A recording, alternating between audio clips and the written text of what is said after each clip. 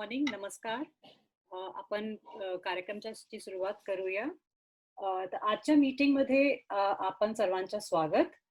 आपण दर महिन्याच्या शेवटच्या रविवारी झूम मीटिंगच्या माध्यमाने भेटतात आणि आरोग्य संबंधित टॉपिक्सवर चर्चा करतात.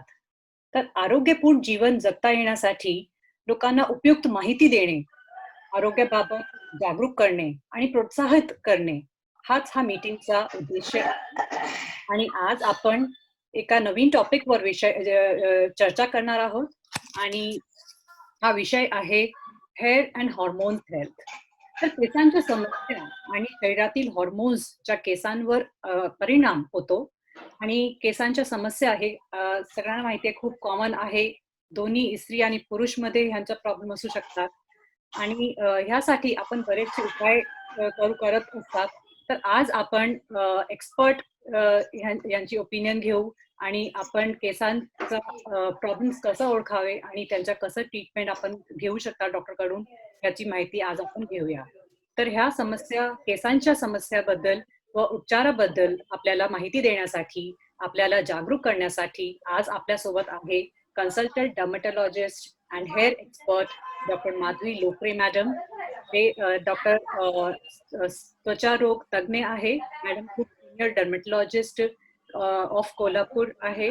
मॅडमनी MBBS आणि MBBS किम्स कराड आणि post graduation in dermatology KM Pune वरून केलं आहे. त्यानंतर मॅडम जोशी हॉस्पिटल पुणे आणि RCCSM मेडिकल कॉलेज कोल्हापूर मध्ये पण कार्यरत होते.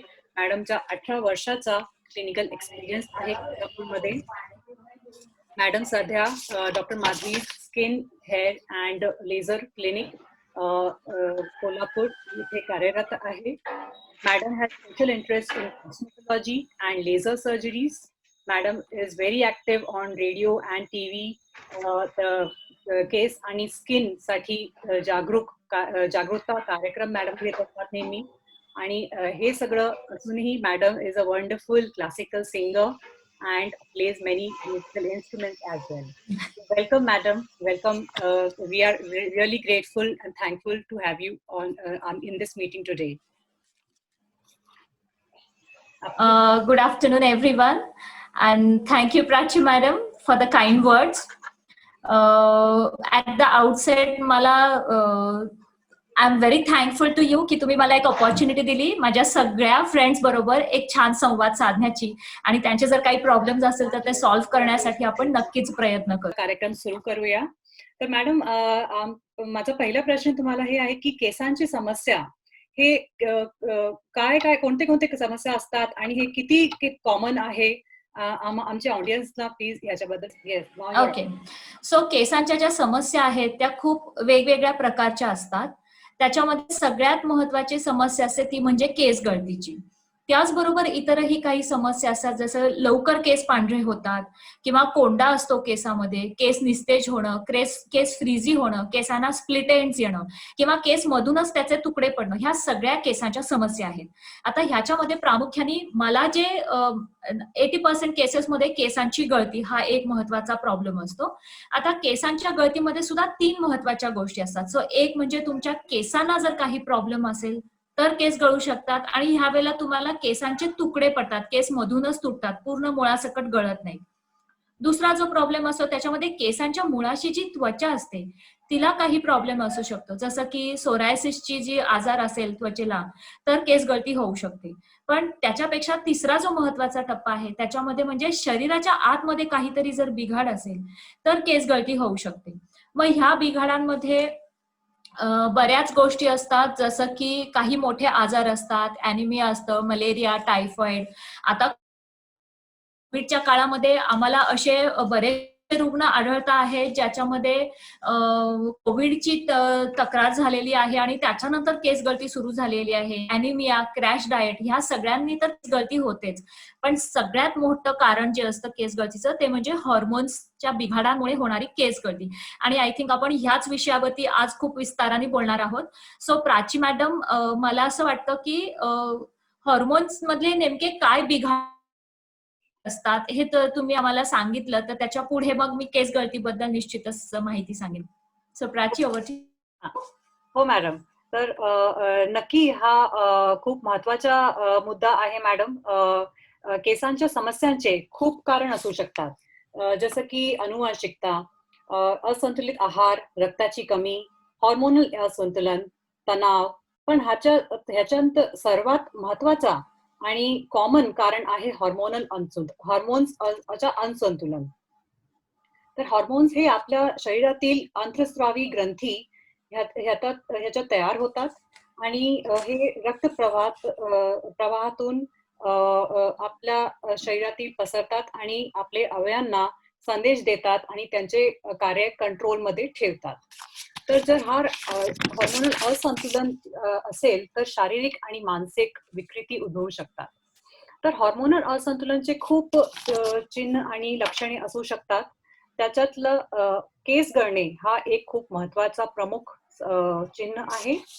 हॉर्मोनल असंतुलनची मुख्य कारण काय काय असतात, तर ज्यांच्या केसांवर परिणाम होऊ शकतो, तर हे आहे कोणताही ग्रंथी जसं की पिट्युटरी, थायरॉइड, अंडाशय, अंडकोश, एड्रिनल ग्लँड, ह्या ग्रंथीचा जर जास्त किंवा कमी कार्य असेल तर आपले हॉर्मोनल असंतुलन होऊ शकतात आणि आपल्या केसांवर परिणाम होऊ शकतात. ह्याच्यातले सर्वात कॉमन आहे थायरॉइड ग्रंथीचे विकार, जसं की हायपोथायरॉइडिझम किंवा हायपरथायरॉइडिझम. स्त्रियांमध्ये PCOS, polycystic ovary syndrome, pregnancy, रजोनिवृत्ती जसं मेनोपॉज, ह्याच्यात हॉर्मोनल इम्बॅलन्स होतो आणि आपल्या केसांवर परिणाम होऊ शकतो. तर काही औषधे जसं की स्टिरॉइड्स, अयोग्य आहार जसं की एक्स्ट्रीम डाएट्स, फूड फॅट्स, ह्याच्याने जर आयर्न डेफिशियन्सी, अनिमिया, तणाव, ताण हे सगळे कारण असू शकतात ज्यांच्याने हॉर्मोन इम्बॅलन्स होऊ शकतात. आणि आताच्या पिढीमध्ये खूप कॉमन आहे लठ्ठपणा, स्थूलता. तर ह्या सगळ्यांनी हॉर्मोनल इम्बॅलन्स होऊ शकतात आणि केसांवर परिणाम होऊ शकतात. पण इथे चांगली बातमी ही आहे की आपण जर वेळेवर हे हॉर्मोनल इम्बॅलन्स ओळखलं आणि ट्रीट केलं तर आपण आपल्या केसांवर परिणाम थांबवू शकतात आणि जे हेअर एक्सपर्ट्सचे ट्रीटमेंट असतात त्यांचा अजूनही चांगला आणि लॉंग लास्टिंग रिझल्ट दिसून येतात. तर मॅडम आतापर्यंत आपण बघितलं की काय काय त्रास होतात हे केसांचे आणि हा आपण हा त्यांचे हा कारण हा आपण बघितले. तर मग आता त्यांच्या उपचारवर आपण काय करू शकतात आणि त्यांचे रिझल्ट कसं आपण एक्सपेक्ट करू शकतात?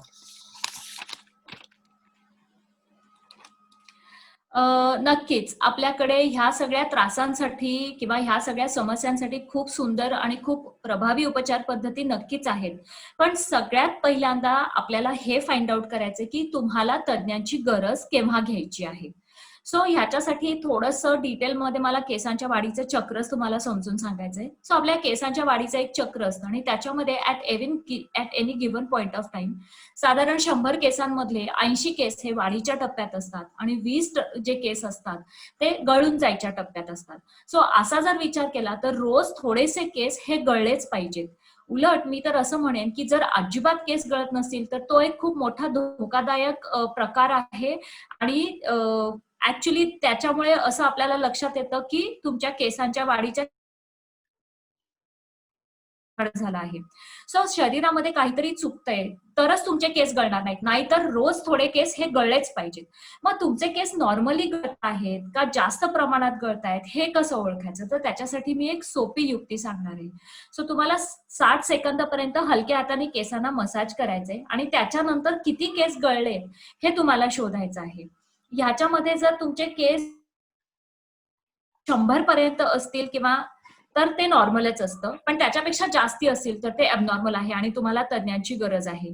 त्याचबरोबर चिमटीमध्ये केस धरून जर आपण ओढले तर 6 पेक्षा कमी केस यायला हवेत. ते जर 6 पेक्षा जास्ती असतील तर मात्र तुम्हाला ताबडतोब तज्ञांच्या सल्ल्याची गरज आहे. आता हे झालं ठरवायचं की कधी तुम्हाला तज्ञांना भेटायचं आहे. केसांच्या गळतीमध्ये प्राची मॅम ते शेअर केलं माझे पीपीटी तर स्लाइड. हा, yes ma'am. Hello Prachi ma'am. हा मॅम, शेअर केलंय स्लाइड. एरिया हा महत्वाचा विषय असतो. हो हो हो. तर ह्याच्यामध्ये yes ma'am I can see. तर ह्याच्यामध्ये तुम्ही कुठल्या भागामधनं तुमचे केस विरळ होत आहेत का, तुमच्या पूर्ण डोक्यावरचे केस विरळ होत आहेत हेही महत्वाचं असतं. जसं की स्त्रियांमध्ये इथे किंवा इथे किंवा इथे ह्या भागामध्ये विरळपणा होत असेल तर त्याचा अर्थ असा आहे की तुम्हाला हॉर्मोनल हेअर फॉल सुरू झालेला आहे. किंवा पुरुषांमध्ये जर टी लिहिलेल्या भागात, इथे टी लिहिलेल्या भागात किंवा व्ही लिहिलेल्या भागात जर केस गळती सुरू होत असेल तर त्याचा अर्थ असा आहे की तुम्हाला पुरुषांना हॉर्मोनल थेरपी म्हणजे हॉर्मोनमुळे हेअर फॉल सुरू होतो आहे. आता ह्याच्यामध्ये जर बघितलं हॉर्मोन्समुळे जी केसांची गळती होते त्याचं हे चित्र आहे आणि हे प्रामुख्याने स्त्रियांमधलं आहे. त्याच्यामध्ये ह्या भागामध्ये हेअरफॉल होतो आणि हेअर लाईन जी आहे मेंटेन्ड आहे किंवा ह्या साईडनी दोन्ही साईडनी केस गळती होते आणि मागे पण असा मागच्या बाजूला विरळपणा येतो किंवा भांग जाड होतो किंवा भांग फाटणे असं त्याला बोली भाषेमध्ये म्हणतात. तर ह्या टाईपचा जर तुम्हाला केस गळती होत असेल तर आपण त्याला फिमेल पॅटर्न हेअर लॉस असं म्हणतो आणि हे अनुवंशिकता, पीसीओएस किंवा हॉर्मोनल प्रॉब्लेम्समुळे होणाऱ्या केस गळती आहे. पुढचं स्लाइड दाखवूया आपण, प्राची मॅम. हा मॅम. सो हे जे आहे हे मेल पॅटर्न हेअर लॉस आहे.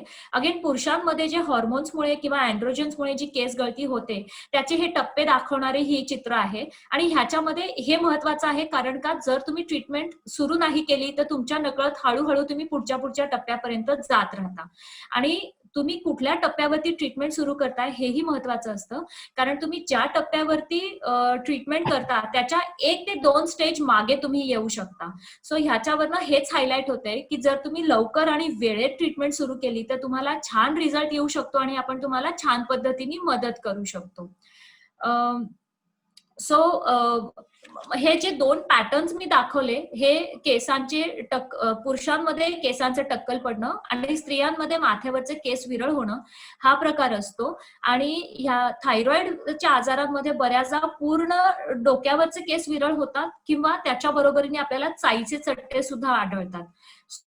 सो मी थोड्या वेळात काही ट्रीटमेंट केल्यानंतरचे चित्र आपण शेअर करूया पण प्राची मॅडम त्याच्या आधी हॉर्मोनच्या बिघाडांवरती कसं आपण दुरुस्त करायचं ह्याच्याबद्दल तुम्ही मार्गदर्शन करा. हो.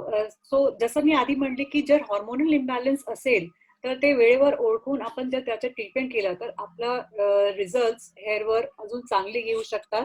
तर हे हॉर्मोनल इम्बॅलन्स जसं की कॉमनेस्ट थायरॉइड इम्बॅलन्स, तर थायरॉइडसाठी आपण थायरॉइड जर कमी असेल तर थायरॉइड हॉर्मोन रिप्लेसमेंट देतात. नाही जर थायरॉइड जास्त झालं असेल तर आपण थायरॉइड कमी करायचे औषध देऊन थायरॉइड कंट्रोलमध्ये आणून केसांवर परिणाम त्याचा थांबवू शकतात. तसंही लठ्ठपणा, पीसीओएस, डायबिटीज यामध्ये इन्सुलिन हॉर्मोनचा इम्बॅलन्स असतो आणि यासाठी आपण वजन कमी करून चांगलं संतुलित आहार, नियमित व्यायाम आणि काही औषधांच्या मदत घेऊन हॉर्मोनल इम्बॅलन्स नीट करू शकता आणि केसांवर त्याचे परिणाम थांबवू शकता.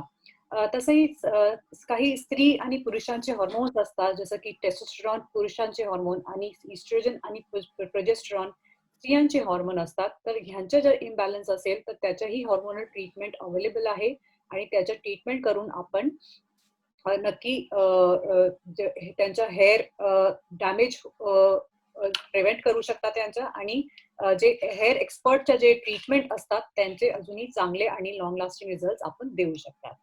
तर मॅडम हॉर्मोनल ट्रीटमेंट्स घेऊन आणि सगळं करूनही काही पेशंटना ऍडव्हान्स ट्रीटमेंट असतात. टेक्नॉलॉजी काय भरपूर आलेल्या आहेत तर त्याबद्दल आमच्या पेशंटना तुम्ही जागरूक करा की आपण काय काय ऍडव्हान्स ट्रीटमेंट देऊ शकतो. नक्कीच की हॉर्मोनची केस गळती जी असते त्याच्यामध्ये हॉर्मोनची दुरुस्ती तर नक्कीच आपल्याला गरजेची असते पण त्याच्या बरोबरीने केस गळतीचे उपचार आपण सुरू करतो. आता ह्याच्यामध्ये ना हा हॉर्मोनमुळे जे तुमच्या केसावर परिणाम होतो तो आहे तर त्याच्यात चित्राच्या सगळ्यात डाव्या बाजूला तुमचा नॉर्मल केस आहे आणि जर हॉर्मोन्स नसतील तर हळूहळू तो केस उजव्या बाजूला छोट्या साईज मध्ये होऊन जातो. याला आम्ही मिनिएचरायझेशन ऑफ द हेअर असं म्हणतो आणि हे जे मिनिएचराइज झालेले केस आहेत त्याला आपण मिनॉक्सिडिल सारखी औषधं, फिनेस्टेराइड्स आहे, ग्लुटेस्टेराइडच्या गोळ्या असं वापरून पुन्हा जे डावीकडचा टर्मिनल हेअर आहे त्याच्यामध्ये कन्व्हर्जनसाठी निश्चितच मदत करू शकतो. पण त्याचबरोबर आम्हाला सायक्लिकल न्यूट्रिशनल थेरपीज नवीन आहेत, जे हेअर फॅक म्हणून आहे. अतिशय सुंदर आणि प्रभावी उपचार पद्धती आहे, ज्याच्यामध्ये कमीत कमी डोसमध्ये जास्तीत जास्त उपचार किंवा जास्तीत जास्त इफेक्ट कसा येईल ह्याच्याबद्दल काम केलं जातं. त्याचबरोबर काही मॉडर्न टेक्नॉलॉजीज आहेत, त्याच्याबद्दल लेझर थेरपी देणारं हेल्मेट लावलेलं आहे आणि ह्याच्यामधनं लेझर लाईट केसांच्या मुळापर्यंत दिल्या जाते.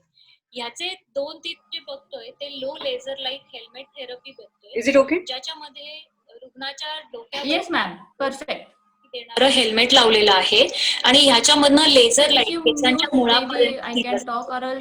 याचे 2-3 पटकन फायदे आहेत. शॉर्टच करून त्याच्यात टाकूया. पहिला फायदा म्हणजे केसांची मुळं जी आहेत त्याचं तोंड ओपन केली जातात आणि त्याच्यानंतर मिझोथेरपी जर दिली तर मिझो सोल्युशन केसांच्या मुळापर्यंत पोहोचून बंद झालेले केस पुन्हा वाढायला सुरुवात होते. त्याचबरोबर डॅमेज झालेल्या केसांच्या मुळांना सुद्धा लेझर लाईटची फार उपयुक्तता आहे. त्याचबरोबर जे केस बारीक आहेत त्या केसांना लवकर त्याची वाढ होणं आणि तो जाड केसांमध्ये रूपांतरित होणं याच्यासाठी सुद्धा हे लो लेझर लाईट आपल्याला खूप उपयोगी आणि मदतगार साबित होतो. या एका सिटिंगला साधारण 20 ते 25 मिनिटं लागतात.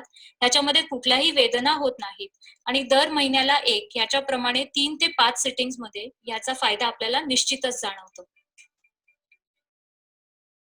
फिजिओथेरपीमध्ये केली जाणारी पहिली स्टेज त्वचेचं निर्जंतुकीकरण, ज्याच्यासाठी आपण बीटाडीन वापरून त्वचेला स्वच्छ केलं जातं. ही सगळ्यात महत्वाची स्टेप आहे, कारण ह्याच्यामुळे आपण इन्फेक्शनचा धोका पूर्णपणे टाळण्यामध्ये यशस्वी होतो आणि म्हणूनच इथे कुठलीही घाई गडबड न करता व्यवस्थित त्वचेला बीटाडीननी आधी स्वच्छ करून घेतलं जातं आणि मग सुरू केली जाते मिझोथेरपी. हे आता मी मिझो गन वापरून मिझोथेरपी करते आहे, ज्याच्यामध्ये सिरिंजमध्ये भरलेलं मिझो सोल्युशन गनच्या साह्याने आपण रुग्णाच्या केसांच्या मुळाशी सोडतो आहे. या मिझो गन वापरण्याचा एक महत्वाचा फायदा म्हणजे कुठल्याही प्रकारचे वेदना रुग्णाला न होता आपण आरामात मिझोथेरपी करू शकतो. हे जर आपण आपल्या हाताने इंजेक्ट करायचं ठरवलं तर मात्र प्रचंड वेदनादायी ही ट्रीटमेंट होऊ शकते. आता तुम्ही बघू शकता एका ठराविक वेगाने ही मिझो गन चालती आहे आणि त्याच्यामुळे थोड्या थोड्या अंतरावरती मिझो सोल्युशन केसांच्या मुळाशी दिलं जाते. सो आपण पहिल्या व्हिडिओमध्ये बघितलं ते लो लेझर लाईट होतं, ज्याच्यामध्ये लो लेझरचे जे लाईट्स असतात ते तुम्हाला ठराविक केसांच्या मुळाशी दिले जातात आणि त्याच्यामुळे तुमची केसांची वाढ सुरू होऊ शकते. आणि दुसरा जो व्हिडिओ बघितला तो मिझोथेरपी. तर इथे मला एक छोटंसं उदाहरण सांगायचंय की जसं तुम्ही एखादं बी किंवा एखादं रोपटं जमिनीमध्ये लावता आणि त्याची वाढ लवकर व्हावी, वेगाने व्हावी आणि लवकर त्याला फळं, फुलं यावी ह्याच्यासाठी तुम्ही खत पाणी घालता. सो त्याच पद्धतीने ह्या मिझोथेरपीज किंवा पीआरपीज काम करतात, ज्याच्यामध्ये पीआरपी मध्ये रुग्णाच्या शरीरातलं रक्त काढून त्याच्यातला पीआरपी भाग सेपरेट केला जातो आणि तो त्वचेच्या 2 थरांमध्ये इंजेक्शनद्वारे घातला जातो. आणि मिझोथेरपीमध्ये सुद्धा तेच प्रकार असतो, फक्त तयार सोल्युशन्स असतात ते आपण इंजेक्शनद्वारे त्वचेच्या थरांमध्ये घालतात. आता हे जे केमिकल्स आहेत किंवा ग्रोथ फॅक्टर्स आहेत ते एक्झॅक्टली केसांच्या मुळाशी दिले जातात आणि त्याच्यामुळे केस वेगाने आणि लवकर वाढतात आणि त्याच्यामध्ये जास्त स्ट्रेंथ पण येते केसांमध्ये, ते स्ट्रॉंग होतात लवकर. आता ही जी प्रोसिजर आहे ही आपण मगाशी व्हिडिओमध्ये बघितलं की मिझोगन नावाचं जे इन्स्ट्रुमेंट आहे त्याच्यामुळे केली जाते. अतिशय सोफिस्टिकेटेड पद्धतीने केली जाते त्याच्यामुळे, आणि मिझोगनचं इन्स्ट्रुमेंट वापरल्यामुळे त्याचे कुठल्याही वेदना रुग्णाला होत नाहीत आणि कुठल्याही भुलीची सुद्धा गरज वाटत नाही. दर महिन्याला एक असे 4 ते 5 सिटिंग्स आपण केले तर त्याचा खूप सुंदर आणि छान पद्धतीने रिझल्ट नक्कीच येऊ शकतो आपल्याला. प्राची मॅम.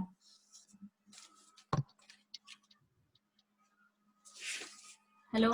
हा, अजूनही बरेचसे प्रश्न आपल्याला विचारायचे आहे मॅडमला, पण त्याच्या आधी एक सूचना, आपलं मीटिंग 7 मिनिटात लॉग आउट होऊ शकते, तर जर लॉग आउट झालं प्लीज लॉग इन करा, मीटिंग चालू राहील. आणि तोपर्यंत आपण पेशंटचे फोटोज दाखवूया, ज्याच्यामध्ये पीआरपी, मिझोथेरपी किंवा काही वेळेला फक्त गोळ्या औषधांच्या ह्याच्यानी खूप छान रिझल्ट आलेले आहेत. So let's have a look at my patients before and after photographs. ज्याच्यामध्ये आणि हे फोटोग्राफ्स मी मुद्दाम दाखवणार आहे कारण की केस गळती हा एक यंग मुलगा आहे, साधारण 22च्या आसपासचं वय आहे आणि केस गळती खूप सुरू झालेली आणि खूप स्ट्रेस आलेलं, म्हणजे त्याला मानसोपचार तज्ञांची सुद्धा मदत घ्यावी लागली होती केसांच्या गळतीच्या प्रॉब्लेमसाठी येणाऱ्या स्ट्रेसमुळे.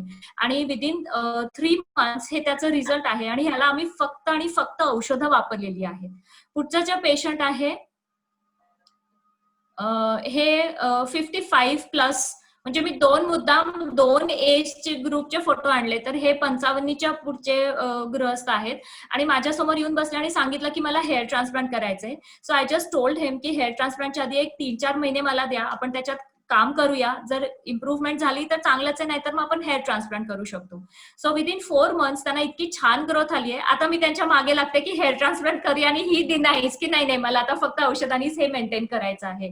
सो हे पण छान आहे की 20च्या आसपास जरी असला तरी रिझल्ट येतो, 50च्या आसपास असला तरी सुद्धा तुम्हाला नक्कीच फरक पडतो. पुढचे जे फोटोग्राफ्स आहेत पेशंटचे, ही एक महिला आहे, साधारण 65च्या आसपासच्या महिला आहेत ह्या, आणि त्यांना इथे खूप मोठा बाल्ड पॅच खूप जास्त प्रमाणात विरळ होऊन आतली त्वचा दिसायला लागली होती आणि आम्ही एक 4-6 महिन्यामध्ये फक्त औषधं वापरून त्यांना हा रिझल्ट दिलेला आहे. आणि सांगायची गंमत अशी आहे की त्यांची मुलगी जपानमध्ये असते, तर ती जपानमधून ते जायच्या आधी त्यांचं हे असा आधीचा डाव्या बाजूचा फोटोग्राफ होता, विरळ झालेले केस, आणि जपानहून तेव्हा ती जेव्हा वर्षभराने आली त्यावेळेला तिने हे असे केस बघितले, खूप वाढलेले केस, आणि तिला खूपच आश्चर्य वाटलं की हे असं कसं होऊ शकतं. So this patient was very happy, कारण त्यांनी सगळी आशा सोडून दिली होती. पुढचा जो पेशंट आहे त्या पण साधारण मेनोपॉज जो आहे, म्हणजे पाळी जाण्याच्या फेजमध्ये, पाळी गेल्यानंतर हॉर्मोनल प्रॉब्लेम सुरू होऊन त्यांना ही केस गळती झाली होती. आणि त्यावेळेला एक डाव्या बाजूचं चित्र आहे, त्याच्यामध्ये अगदी पूर्ण आतली त्वचा सगळी दिसतीये, आणि उजव्या बाजूला जे चित्र आहे त्याच्यामध्ये 4 महिन्यानंतरचा फक्त औषधांनी आलेला result. So I think that's the end ना. आणि फोटोग्राफ्स नाही आहेत ना Prachi ma'am? I think that is the end. So हे फोटोग्राफ्स मी मुद्दाम आणलेत कारण का निराशा जी आपल्याला होते ती नक्कीच काढून टाका मनातनं, कारण की शास्त्र खूप पुढे गेलेलं आहे आणि खूप छान छान उपचार पद्धती आपल्याकडे नक्कीच अवेलेबल आहेत. Prachi ma'am, do you want to add? नक्की मॅम. जर आपण व्यवस्थित प्रॉब्लेम ओळखून त्याचं ट्रीटमेंट केलं आणि हे ऍडव्हान्स थेरपीने आपण ट्रीटमेंट दिलं तर नक्की आपण पेशंटला छान रिझल्ट देऊ शकतात. तर मॅडम, तरी आपले पेशंट्स आपल्यापर्यंत यायच्या अगोदर खूप होम रेमेडीज वापरतात, घरगुती उपाय करतात, तर हे कितपर्यंत सेफ आहे आणि म्हणजे ते करावे का? अजिबात नाही. घरगुती उपाय कधीही कोणीही करायचे नाही, कारण मी जसं म्हटलं आता आपण एवढं डिस्कस केले, त्याच्यातनं ह्या आपल्या प्रेक्षकांच्या, आपल्या मित्रमैत्रिणींच्या लक्षात आलंच असेल की केसांची ट्रीटमेंट, केस गळती, त्याचं नेमकं कारण शोधणं हे खूप मोठं शास्त्र आहे, एक मोठा त्वचा आहे, तिला त्रास होतो, त्याला रिॲक्शन येते आणि उलट तुमचं ऑलरेडी केस गळतीचा जो प्रॉब्लेम आहे तो वाढू शकतो. सो घरगुती उपचार तर कधीच करायचं नाही, कारण का हे एक मी म्हटलं तसं आपण मगासपासून बोलतोय त्याच्यातनं हे लक्षात आलं असेलच की हे एक शास्त्र आहे आणि याचा खूप अभ्यास असतो. तर असं घरातल्या घरात उपचार करून ह्या गोष्टी दुरुस्त होत नाहीत. उलट उपचाराची जी बहुमोल वेळ आहे ती उलट हातातनं निघून जाते, केसांची ट्रीटमेंट सुरू करायला उशीर होतो, जे आपण करायचं नाही आणि ज्याच्यासाठी आपण हा कार्यक्रमच घेतला आहे, just to create an awareness. हो नक्की मॅम. आय एम शुअर आमचे ऑडियन्स, आमचे फ्रेंड्सना, पेशंट्सना आज भरपूर चांगली माहिती मिळाली असेल. त्यांना केसांबद्दल, हॉर्मोन्स बद्दल सगळे त्यांचे डाऊट्स क्लिअर झाले असेल आणि ते नक्की सल्ला घेतील त्यांना जे काय प्रॉब्लेम्स असेल. तर आपण आता थोडं चॅटबॉक्स मध्ये भरपूर प्रश्न आले आहेत, तर आपण ते घेऊया. पहिला प्रश्न आहे मिस्टर प्रदीप जामने यांचा प्रश्न आहे, लो कॉर्टिझॉल आणि थायरॉइड प्रॉब्लेम मुळे हेअर फॉल चा काय ट्रीटमेंट आहे, what is the treatment for that? तर ऍक्च्युली प्रदीप माझे पेशंट आहे, त्यांना ऍक्च्युली लो कॉर्टिझॉल नाहीये, कॉर्टिझॉल खूप जास्त आहे, त्यांना कुशिंगचा प्रॉब्लेम आहे, त्यांना त्याबद्दल चालू आहे.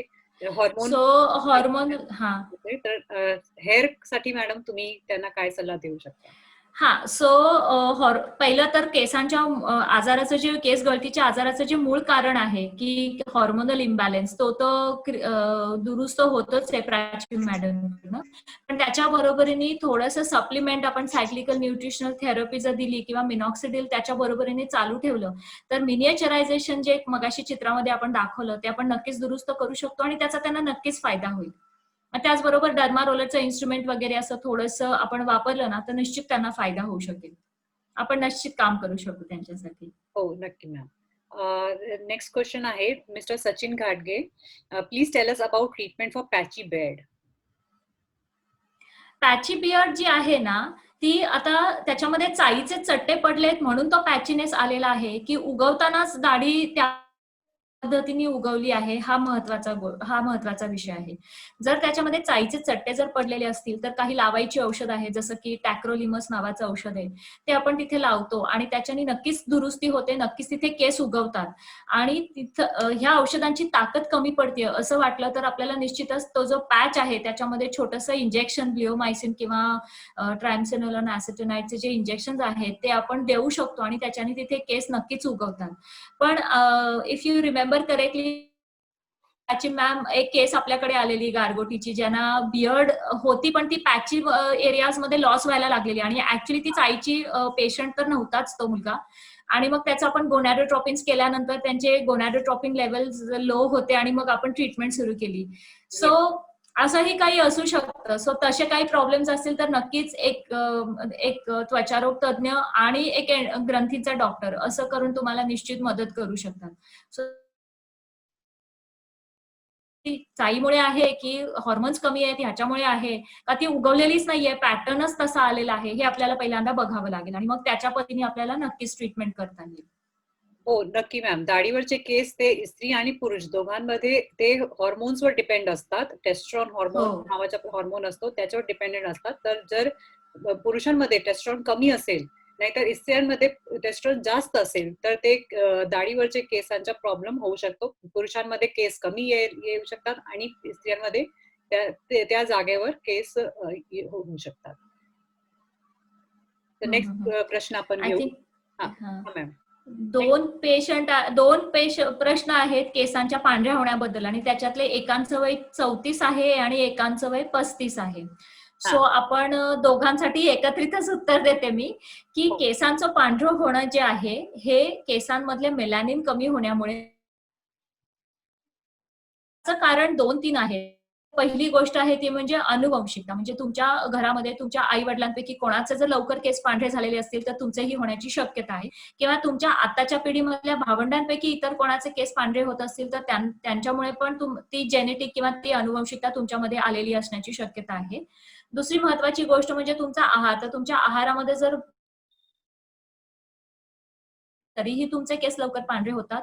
मग तुम्ही जर व्हेजिटेरियन असाल तर तुम्ही B12 लेवल्स चेक करा, बी कॉम्प्लेक्सचे सप्लिमेंट्स घ्या, तुमचे पांढरे केस नक्कीच काळे होऊ शकतात. किंवा तुम्ही नॉन व्हेजिटेरियन असला तरी सुद्धा तुमच्यामध्ये बी कॉम्प्लेक्सची कमतरता होऊ शकते आणि केस पांढरे होऊ शकतात. तर तेही आपण नक्कीच सप्लिमेंट्स देऊन ट्रीटमेंट करू शकतो. केसांच्या मुळाशी जर तुम्हाला व्हिटिलिगो किंवा कोडाचा पॅच असेल तरी सुद्धा त्या भागामधले केस तुमचे पांढरे होऊ शकतात. तर तेही तुम्हाला चेक करावं लागेल. आणि आता निराश व्हायचं काही कारण नाही, किंवा कारण की कमी वयामध्ये म्हणजे 20शी किंवा 25च्या आसपास जर ज्यांचे केस पांढरे होत आहेत त्याच्यासाठी मेलॅटोनिन नावाचं नवीन औषध आलेलं आहे, ज्याच्याने आपण अगदीच सगळेच्या सगळे पांढरेचे केस काळे नाही करू शकले तरी पुढे नवीन केस काळ्याचे पांढरे होण्याचा वेग आपण निश्चितच कमी करू शकतो किंवा निश्चित थांबवू शकतो. सो ह्याच्यासाठी आपल्याकडे आता निश्चितच औषध आहे. पण ज्यांचं वय 40च्या आसपास आहे किंवा 35च्या पुढे आहे आणि ज्यांना केसांत पांढरे व्हायला लागलेले आहे, वापरण्याशिवाय दुसरा ऑप्शन नाही. पण मग खूप पांढरे झालेले नसतील तर तुम्ही मेहंदी लावून पांढरे केस कव्हर करा. आणि खूपच लालपणा दिसत असेल मेहंदीमुळे किंवा पांढऱ्या केसांची संख्या जास्त असून ते लाल पट्ट्यांसारखे दिसत असतील केसामध्ये मेहंदी लावल्यानंतर, तर मात्र तुम्हाला हेअर कलर वापरण्याची गरज आहे. पण माझं सांगणं असंच राहील की जेवढं होईल तेवढं केसांचा हेअर कलर वापरण्याचं जे वय आहे ना ते जेवढं शक्यतो पुढे ढकलता येईल तेवढं पुढे ढकला. अगदीच नाईलाज झाला तर ऑप्शन नाही, मग केसांना तुम्ही हेअर कलर वापरू शकता. हो मॅम. तर please guide me for my melasma. Can you help me? Actually today's topic is not about melasma, पण आपण पटकन सांगूया की तुम्ही जोपर्यंत मला भेटत नाहीये, मला भेटणं गरजेचं आहे त्यांना, कारण त्याच्याशिवाय ट्रीटमेंट होऊ शकत नाही. पण जोपर्यंत त्यांना जमत नाहीये तोपर्यंत फक्त सूर्यप्रकाशाची भरपूर व्यवस्थित काळजी जरी तुम्ही घेतलीत ना, तरी मेलाझ्मा 60 ते 70% आपोआपच फक्त सूर्यप्रकाशाची काळजी घेऊन बरा होतो. आणि त्याच्यासाठी एखादं चांगलं सनस्क्रीन खूप महत्वाचं ठरेल. आणि त्याचबरोबर सुती कपड्याचं चेहऱ्याला कव्हर करण्यासाठी, आता तर मास्क आहे कोरोनामुळे, कोविडमुळे, पण त्याचबरोबर कपाळ आणि ह्या सगळ्या गोष्टी व्यवस्थित तुम्ही जर सुती कपड्यांनी कव्हर केल्या, टोपी रुमाल बांधून, तर निश्चित फायदा होईल तुम्हाला. पुढचा प्रश्न मॅम. खूप सारे प्रश्न आले.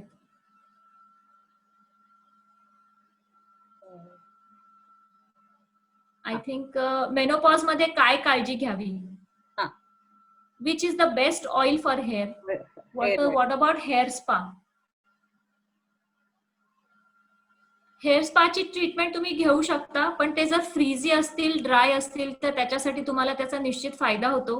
पण केसांचं आरोग्य वाढण्यासाठी किंवा केस गळती थांबवण्यासाठी किंवा केसांना पोषण मिळण्यासाठी त्याचा काहीही फायदा नसतो.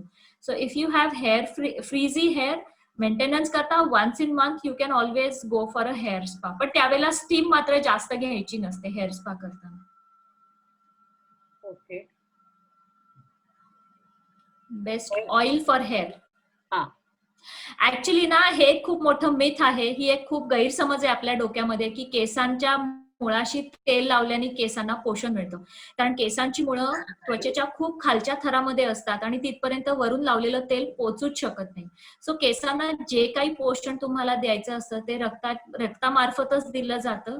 म्हणून तुम्हाला जर केसांना पोषण द्यायचं असेल तर तुम्हाला आहारामध्ये बदल करणं गरजेचं असतं, ना की तेल लावणं. उलट मी तर म्हणेन की तुम्ही जर केसांच्या मुळाशी जास्त प्रमाणामध्ये तेल लावलं तर केसांच्या मुळाशी जी त्वचेची रंध्र असतात, छिद्र असतात, ती ब्लॉक होतात आणि त्याच्यामुळे रक्ताभिसरण तर थांबतंच, ऑक्सिजनेशन थांबतं आणि केसांच्या मुळाशी असणाऱ्या ग्रंथीमधनं तयार होणारं जे तेल आहे तेही बाहेर पडू शकत नाही, ते ब्लॉक होतं आणि प्रॉब्लेम्स वाढू शकतात. सो केसांच्या मुळाशी, सो माझा आज टेक होम मेसेज हाच आहे की केसांच्या मुळाशी तेल नाही लावायचं.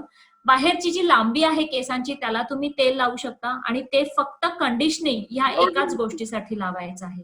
पोषणाच्या दृष्टिकोनातनं कुठलंही तेल तुम्हाला कधीही उपयोगी ठरू शकत नाही. इट्स जस्ट कंडिशनिंग, बाकी काही नाही. सो बेस्ट केसांचं तेल सांगायचं झालं तर खोबरेल तेल तुम्ही लावलत ना तरी सुद्धा तुम्हाला छान कंडिशनिंग इफेक्ट मिळू शकतो. स्पेशल आवळावालं, बदामवालं, हे सगळे मी म्हणेन की मार्केटिंग गिमिक्स आहेत, त्याचा तसा खरंच फायदा होत नाही तुम्हाला. हो मॅम. तर पुढचा प्रश्न आहे, मेनोपॉज मध्ये काय काळजी घ्यावी? आणि इथे अजूनही प्रश्न सांगते, डेंग्यू मध्ये खूप केस गळाले, आता हेअरफॉल नाही पण केस विरळ झाले आहे. त्यानंतर किराटिन ट्रीटमेंट. हो, तर डेंग्यू नाही मॅम, हा प्रश्न आपण घेऊया कारण की हा एक खूप महत्वाचा प्रश्न आहे. कारण की आमच्याकडे टिलोजिन इफ्लेवियम म्हणजे डेंग्यू किंवा कोविडमुळे कसं असतं की जेव्हा कुठल्याही प्रकारचा ताण तुमच्या शरीरावर येतो त्यावेळेला शरीरातलं केसांकडचं सगळं पोषण जे आहे तर जिथं आपल्याला दुरुस्ती हवी आहे ते तिथे वळवलं जातं आणि त्याच्यामुळे त्या भागामध्ये केसांच्या त्या पिरियडमध्ये केसांना पोषण मिळत नाही आणि म्हणून केस जे आहेत हे सगळे विश्रांतीच्या टप्प्यामध्ये जाऊन थांबलेले असतात. मग जेव्हा सगळं शरीर पूर्वस्थितीत येतं त्यावेळेला केसांना पुन्हा पोषण सुरू होतं आणि मग गळतीच्या टप्प्यामध्ये जाऊन थांबलेले सगळे जे केस आहेत ते गळून पडतात आणि मग तिथे नवीन केस उगवायला सुरुवात होते. याला आमच्या भाषेमध्ये टिलोजन इफ्लेवियम असं म्हणतो. आणि ऍक्च्युली मला सांगायचंय की ही एक चांगली लक्षण आहे, चांगलं लक्षण आहे. याचा अर्थ तुमचं शरीर पूर्ण नॉर्मलाइज झालेलं आहे आणि आता सगळं आलबेल आहे, सगळं व्यवस्थित आहे. सो तुमची केस गळती जर सुरू झाली कुठल्याही मोठ्या आजारानंतर तर घाबरू नका, कारण की हे एक लक्षण आहे की तुमचं शरीर आता पूर्वपदावर आलेलं आहे. पण याचा अर्थ तुम्हाला ट्रीटमेंट करायची नाही असंही नाही, कारण जे विरळ केस झालेले आहेत त्या भागामधले जे मिनिएचराइज झालेले केसांची मुळं आहेत त्यांना आपल्याला लवकर काम करायला लावणं गरजेचं असतं, नाहीतर ती कायमस्वरूपी नष्ट होण्याची शक्यता असते. सो तुम्हाला कोविड नंतर जी केस गळती झालेली आहे त्याच्यानंतर आलेला विरळपणा आपण निश्चितच कव्हर करू शकतो, निश्चित दुरुस्त करू शकतो, पण त्याच्यासाठी लवकरात लवकर तज्ञांची मदत तुम्हाला निश्चित आवश्यक आहे. आणि फॉर दॅट मॅटर कुठल्याही आजारामध्ये आजारातनं आपण उठतो त्यावेळेला डिलिव्हरी नंतर सुद्धा तुमचे केस गळतात आणि त्यावेळेला डिलिव्हरी नंतर नाही गरज लागत, पण आजारानंतर उठल्यानंतर तुम्हाला केसाची वाढ होण्यासाठी तज्ञांची मदत घ्यावी लागते. केरॅटिन therapy.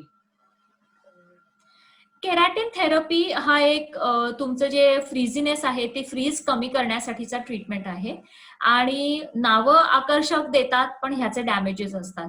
So chemical rebonding, permanent straightening हे जास्त डॅमेज करतात. कम्पॅरेटिव्हली केरॅटिन ट्रीटमेंट कमी डॅमेज करणारी ट्रीटमेंट जी आहे ती सिस्टीम थेरपी आहे. सो दगडापेक्षा वीट मऊ म्हणजे डॅमेज कुठल्याही गोष्टीमध्ये होणारच आहे, पण केरॅटिन थेरपीमध्ये बाकीच्या केमिकल रिबॉन्डिंग पेक्षा थोडंसं कमी डॅमेज होतं. पण मला असं सांगायचंय की जर तुम्हाला केस गळती आहे, जर तुमचे केस ऑलरेडी डॅमेज आहेत, तर त्यावेळेला ह्या थेरपीज करणं थोडंसं धोकादायक ठरू शकतं आणि तुमच्या केसांना जास्त डॅमेज होऊन केस जास्त गळू शकतात. So if you are having hair fall थांबवण्यासाठी केरॅटिन किंवा सिस्टीम थेरपी ही नक्कीच नाही, तुमच्या केसांचं फ्रीज कमी करण्यासाठी ही थेरपी आहे. So if you are having hair problem, मला तर निश्चित वाटतं की तुम्ही केरॅटिन थेरपी करू नये, सध्या तर करू नये. एकदा केस हेल्दी झाल्यानंतर maybe you can think of, but not right now. 16-year-old daughter आहे आणि तिला इंटेन्सिव्ह हेअरफॉल आहे. What could be the reason? Madam आधी ह्याचा आपण हॉर्मोनल इन्व्हेस्टिगेशन्स करून आपण ओळखायला पाहिजे काय हॉर्मोनल प्रॉब्लेम असेल तर जसं की थायरॉइड, PCOS, लठपणा आणि जसं इस्ट्रोजन, प्रोजेस्टेरॉन, टेस्टोस्टेरॉन हे सगळे हॉर्मोनचा प्रॉब्लेम असेल तर त्यांना हॉर्मोनल ट्रीटमेंट प्लस आणि मॅडमची सल्ला घ्यायला पाहिजे. आता the one which my daughter has lot of dandruff since last 5 to 6 years and she is 15 years old. हेच वाचलं का मॅम तुम्ही, प्राची मॅम? हाच प्रश्न वाचला का तुम्ही शिल्पाजींचा? सई पाटील. अच्छा.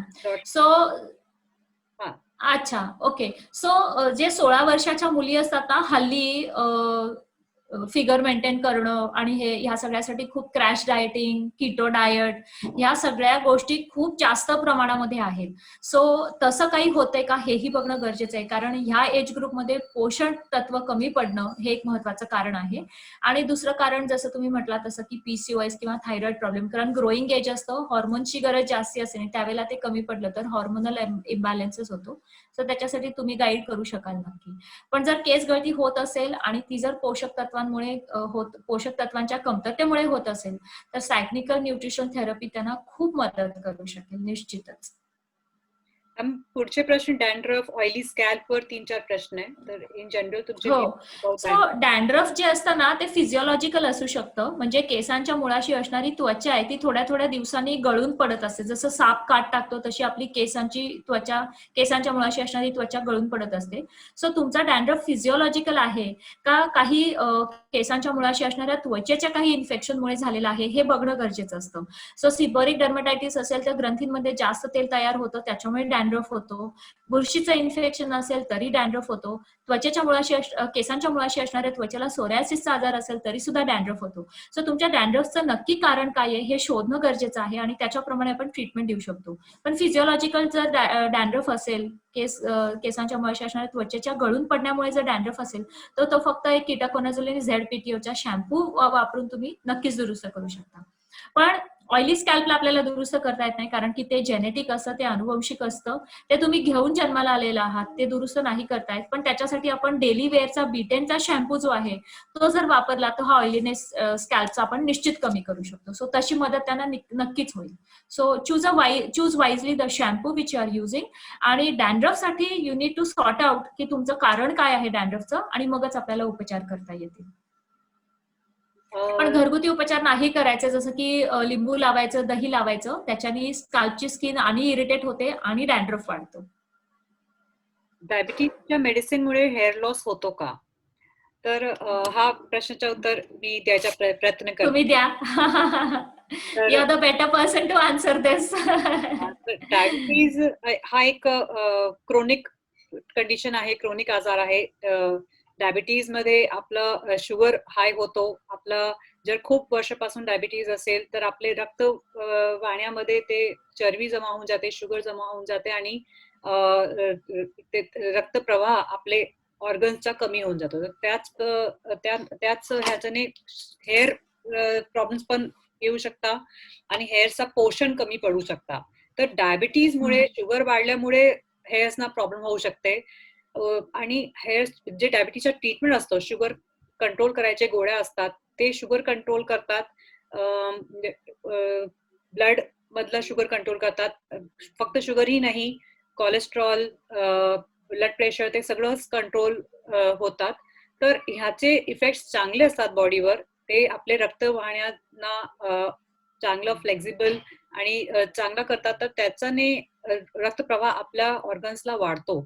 तर गोळ्यांमुळे प्रॉब्लेम हेअर्सवर होत नाही. डायबिटीसचे गोळ्या घेणं खूप गरजेचं असतो. डायबिटीज कंट्रोल करणं खूप गरजेचं असतो, कारण लॉंग टर्म कॉम्प्लिकेशन्स डायबिटीजचे जसं की हृदयरोग, हार्ट अटॅक, डोळ्यांवर, किडनीवर त्याचा परिणाम, हे सगळं आपल्याला टाळायचे असेल तर डायबिटीजच्या गोळ्या नक्की घ्यायला पाहिजे.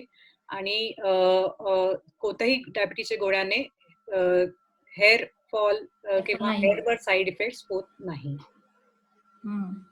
पण डायबिटीसच्या रुग्णांमध्ये हेअरफॉल होऊ शकतो आणि त्याचं कारण असं असतं की जसं तुम्ही सांगितलं तशी पोषणाची कमतरता किंवा डायबिटीसमुळे आतमध्ये जे बदल होतात शरीरामध्ये ते. तर त्यावेळेला पण पुन्हा सायक्लिकल थेरपी जर दिली तर आपण चांगल्या पद्धतीने केस मेंटेन करू शकतो.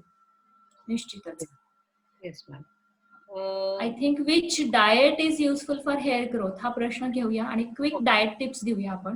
कारण की केस हा प्रोटीनचा बनलेला असतो, so you need lots of proteins in your diet. So प्रोटीनचे खूप वेगवेगळे सोर्सेस आहेत. तर तुम्ही अल्टरनेट म्हणजे दर दिवशी एक वेगळा सोर्स प्रोटीनचा जर तुम्ही घेतला तर तुम्हाला केसांना खूप मदत होते. सो एक दिवस तुम्ही मोड आलेली कडधान्य घेऊ शकता, ज्याच्यामध्ये लांब मोड असतील तर ते जास्त प्रोटीन असतं त्याच्यामध्ये.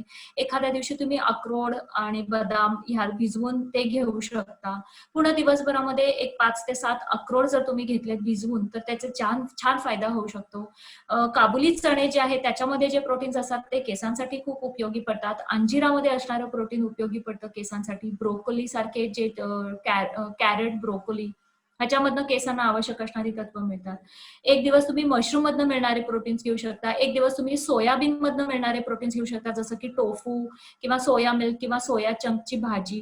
जर तुम्ही नॉन व्हेजिटेरियन असाल तर अंडी किंवा चिकन ह्याच्यामधनं मिळणारं प्रोटीन्स तर तुम्ही निश्चितच आहारामध्ये समावेश करू शकता. So change the source of protein every day. त्याच्यातनं तुम्हाला छान उपयोग होऊ शकतो. रोजच्या आहारामध्ये एक गुळाचा खडा सकाळी किंवा काकवी. जर तुम्हाला डायबिटीस असेल तर तुम्हाला तुमच्या डॉक्टरची, डायबिटीस ट्रीट करणाऱ्या डॉक्टरची संमती घेऊन गुळाचा खड्याचा समावेश तुम्ही आहारामध्ये करू शकता. लोखंडी कढया जर तुम्ही वापरल्या तर त्याच्यातनं लोहतत्व तुम्हाला मिळतं आणि त्याचाही केस गळतीसाठी निश्चित उपयोग होतो. हो नक्की मॅम. न्यूट्रिशनचा खूप इम्पॉर्टन्स आहे हेअर आणि स्किनसाठी. तर स्पेशली जर पेशंट्सना डायबिटीज, थायरॉइड काही प्रॉब्लेम्स असेल तर नक्की त्यांना न्यूट्रिशन वर लक्ष द्यायला पाहिजे आणि त्याने क्वेश्चन की how frequently we can wash the hair. Is oily scalp good? Is its natural oil for hair? Oily scalp साठी मी म्हटलं किंवा अगदी तुम्ही आयडियली तुम्ही अगदी दर दिवशी केस धुतले तरी सुद्धा चालतं. फक्त तुम्ही कुठला शॅम्पू वापरताय हे महत्वाचं असतं. सो तुम्ही बीटेन्स असणारा शॅम्पू जर वापरला जो माइल्ड असतो तर तुम्ही अगदी डेली शॅम्पू केलं तरी सुद्धा चालतं.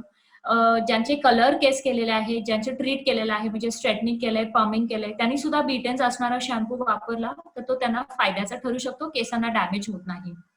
पण आयडियली जर तुम्हाला रोज केस धुणं शक्य नसेल तर ऍटलीस्ट ट्वाइस अ वीक तरी तुम्ही हेअर वॉश नक्कीच घ्यावा आणि प्रेफरेबली बीटेन्स असणारा शॅम्पू वापरला तर तुम्हाला डॅमेजेस होत नाही, केसांची पीएच बदलत नाही आणि त्याच्यामुळे केस तुमचे चांगले राहू शकतात. Oily scalp, dry scalp it's good bad असं काही नसतं. It is just a physiological variation असं म्हणेन मी प्राची मॅम. हा प्राची मॅम तुम्ही काय म्हणत होता? एक प्रश्न आलेला आहे, how to increase testosterone level for hair growth. हा पुरुष एक मेलने एक बॉयने विचारलेला हो आहे. हो हो हो तर हो हो टेस्टोस्टेरोन लेवल्स आधी तर ते कशामुळे कमी झालं आहे ते आपल्याला शोधायला पाहिजे.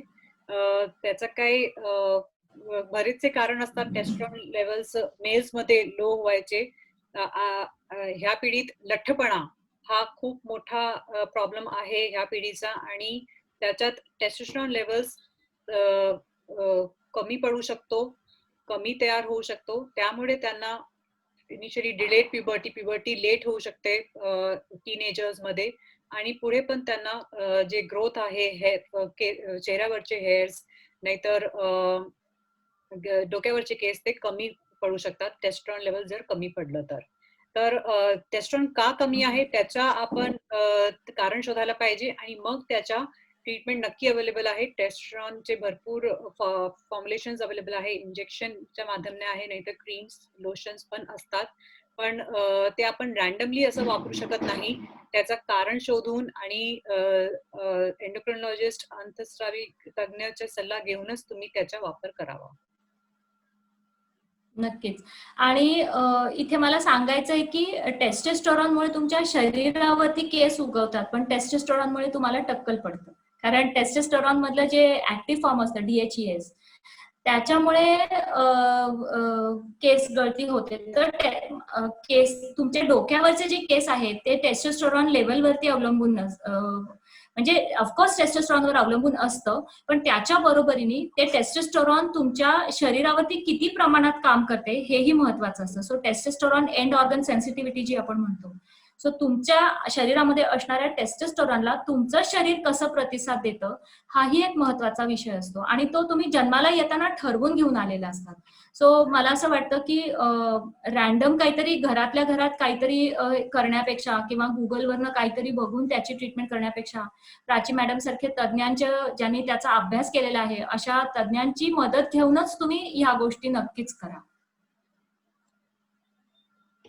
तर मला वाटतं मॅडमने सगळ्यांचे व्यवस्थित उत्तर दिले आहे आणि आमचे फ्रेंड्स ऑडियन्स नक्की हे इन्फॉर्मेशनचा भरपूर उपयोग करेल आणि धन्यवाद मॅडम आणि धन्यवाद थँक्यू. मला ऑडियन्स. तर खूप मज्जा आली हे करताना, कारण की it's something different kind of experience for me all together. So I really enjoyed. So तुम्ही सगळेजण जॉईन झालात आणि पेशंटली आपल्या दोघींचं चवर ऐकून घेतली त्याच्याबद्दल थँक्यू सो मच फ्रेंड्स. आणि थँक्यू प्राची मॅडम, मला एक छान एक्सपिरियन्स दिला तुम्ही. Thank you very much. Thank you, ma'am. Thank you for joining us, and thank you to all the audience for joining this program. नक्की आपण परत भेटूया सगळे. सगळी काळजी घ्या. नक्की. कोविडशी सावधान राहा आणि आपण नक्की दर महिन्याच्या शेवटच्या रविवारी परत भेटूया. धन्यवाद. Thank you so much.